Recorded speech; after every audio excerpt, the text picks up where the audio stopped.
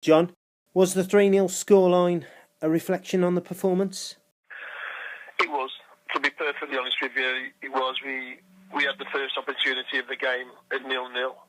Dan Brigoli, a point-blank header from a corner that we really should have scored. But pretty much after they scored, I'm not sure what time the goal was, maybe 15 minutes, I'm not sure, but it was pretty one-way traffic, and we had little spells, but perfectly honest, very hard to take, but 3-0, it was a fair reflection on the performance. What positives can you take from the game? Not many, to be honest with you. It was nice to get Danny Platz back getting 90 minutes, so that's a positive. Obviously, the lad's been unlucky with 2 horrendous injuries, so it was good to get Dan Platz 90 minutes under his belt. He'll be a lot better for that. But there were very few positives, to be completely honest. What about the kit situation that was borrowed by the opposition? Tell us what happened there.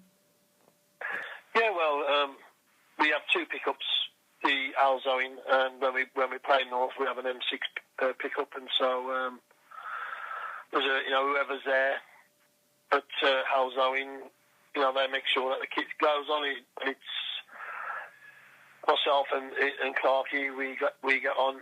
That's my assistant. We get on at the M6 junction 10, and when we got to the ground, it was brought to our attention that the kit had been missed off at Halesowen. So human error. It didn't start the day off for us.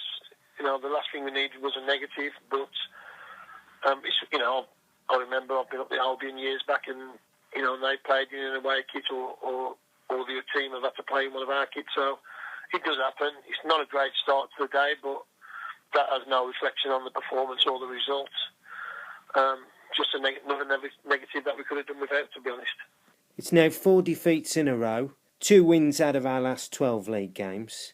Where do you think it's all gone wrong?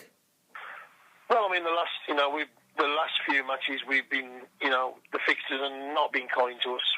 We've played some extremely good teams and away fixtures as well. It doesn't come really much harder than travelling, to Workington and Whitby, the travel, and Nantwich. They're good sides, and they're away from home.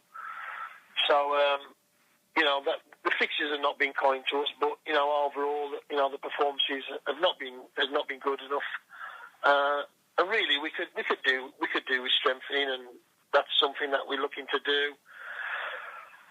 We can't go out. I've stated before, I don't want to keep labelling the fact that we haven't got financial resources like everybody else, because I don't want that to be an excuse.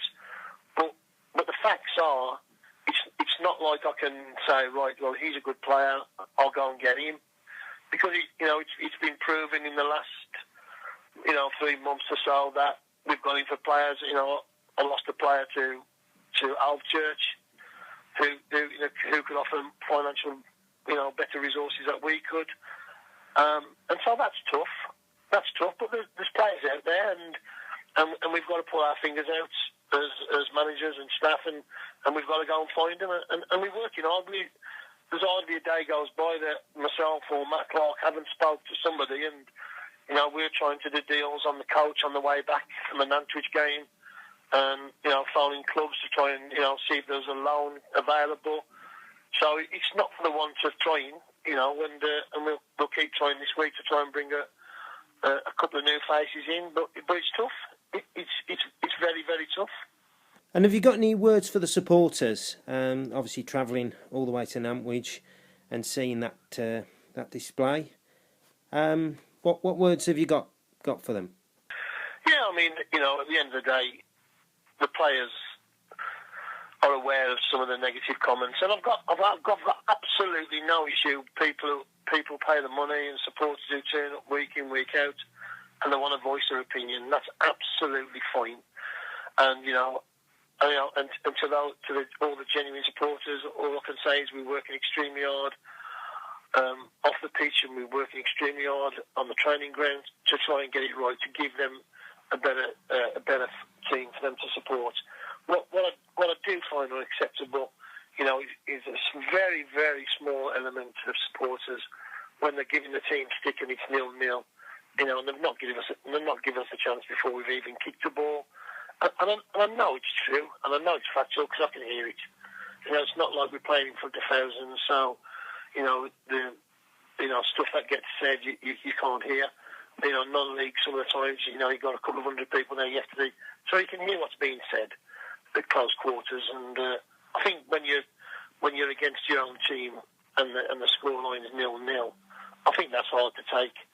But for people having their opinions who come in and pay the money, then they're fully entitled to their opinion. But moving forward, we're working extremely hard and we're trying our best to put things right.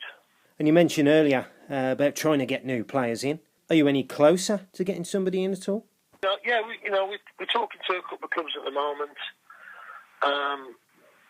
Thought we might be able to steal a march on a couple of people. I'm not going to say his name, but there's a contracted player locally who hasn't been in the squad for a few games, and we made inquiries into him last night, and find out one of our local rivals have also made inquiries about him. So, we're going to come out second best on that one. But we're trying to do a couple of deals this week. If anything comes to light earlier, I'll let you know as soon as possible. But we are trying to do a couple of deals this week. Thanks very much, John. All right, no problem. Cheers, mate.